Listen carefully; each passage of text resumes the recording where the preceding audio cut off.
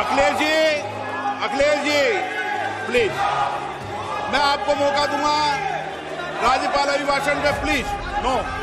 जिसके घर पे मीटर की रीडिंग 600 से कम है उसको बिजली का बिल 0 आएगा। मेरा बिजली ਦਾ ਬਿੱਲ ਪਹਿਲਾਂ 1 ਸਾਲ ਪਹਿਲਾਂ ਆਵਾ ਤਾਂ ਤੇ ਹੁਣ ਵੀ 1 ਸਾਲ ਹੋ ਗਿਆ ਵੀ ਆਂਦਾ ਨਹੀਂ ਹੈਗਾ ਜਦ ਆਹ ਭਗਵੰਤ ਮਾਨ ਦੀ ਸਰਕਾਰ ਬਣੀ ਆ ਜੀ। ਮੁੰਡਾ ਸਾਨੂੰ ਛੋਟਾ ਕਹਿੰਦਾ ਪਿਛਲੀ ਵਾਰੀ ਬਿੱਲ ਕਿੰਨਾ ਆਇਆ था माँ 3500 रुपया, कहना ऐसी 0 आया।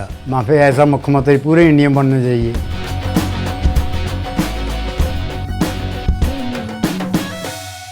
वित्त मंत्री निर्मला सीतारमण ने शनिवार यानी 1 फरवरी को केंद्रीय बजट पेश किया। बजट के दौरान उन्होंने कई जरूरी ऐलान किए। इस बीच समाजवादी पार्टी के नेता और जसवंत नगर से विधायक शिवपाल सिंह यादव ने वित्त मंत्री को नसीहत दी। दरअसल पूर्व मुख्यमंत्री अखिलेश यादव के चाचा शिवपाल ने वित्त मंत्री के बजट भाषण पर नाराजगी जाहिर करते हुए सोशल मीडिया साइट एक्स पर पोस्ट किया। उन्होंने लिखा, बेहतर होता कि वित्त मंत्री जी कुंभ के बजट के साथ ही वहां फैली अव्यवस्था और असंवेदनशीलता की भी चर्चा करती।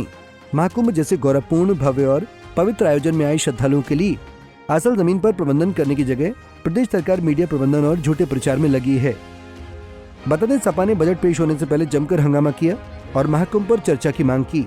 हालांकि स्पीकर ओम बिरला ने कहा कि इसके लिए आपके समय मिलेगा। आज राज्यपाल अभिभाषण में आपको पर्याप्त अवसर दूंगा।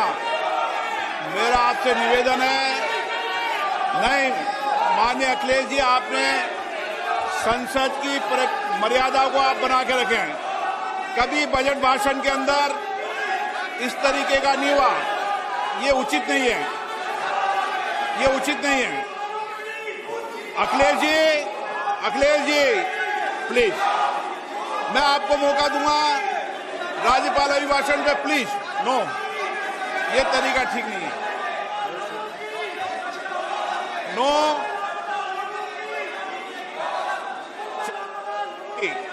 राज्यपाल अभिभाषण पर चर्चा होगी। नो तरीका। उधर वित्त मंत्री निर्मला सीतारमण ने बजट पेश करते हुए कहा कि सरकार पहली बार उद्यम शुरू करने वाली 5 लाख महिलाओं, अनुसूचित जाति और अनुसूचित जनजाति के उद्यमियों के लिए 2 करोड़ रुपए का ऋण शुरू करेगी। वित्त मंत्री ने 2025-26 के लिए केंद्रीय बजट पेश करते हुए ये भी कहा कि एसएमई और बड़े उद्योगों के लिए एक विनिर्माण मिशन स्थापित किया जाएगा। इसके अलावा श्रम प्रधान क्षेत्रों की उत्पादकता बढ़ाने के लिए सुविधाजनक उपाय करेगी। उन्होंने कहा कि ऋण गारंटी कवर को दोगुना करके 20 करोड़ रुपए किया जाएगा और गारंटी शुल्क को घटाकर 1% किया जाएगा। To improve access to credit, the credit guarantee cover will be enhanced. First, for micro and small enterprises from 5 crore to 10 crore rupees, leading to additional credit of 1.5 lakh crores in the next 5 years. Second, for startups from 10 crore rupees to 20 crore rupees, with the guarantee fee being moderated to 1% for loans in 27 focus sectors which are important for Atmanirbhar Bharat. And for well-run exporter MSMEs, for term loans up to 20 crore rupees. Also for the micro enterprises, we will introduce customized credit cards with a 5 lakh rupee limit for micro enterprises registered on Udyam portal.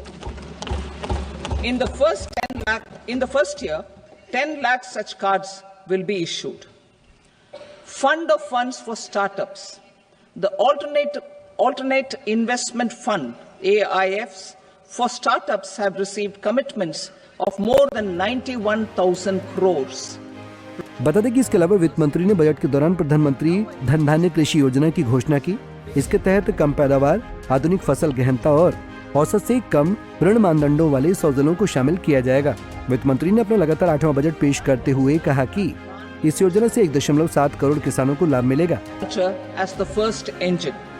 Now I move to specific proposals, beginning with agriculture as the first engine.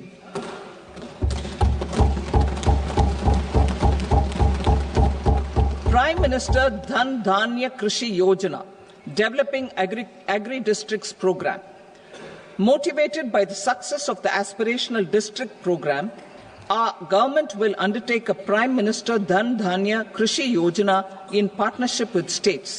Through the convergence of existing schemes and specialized measures, the program will cover 100 districts with low productivity, moderate crop intensity, and below average credit parameters.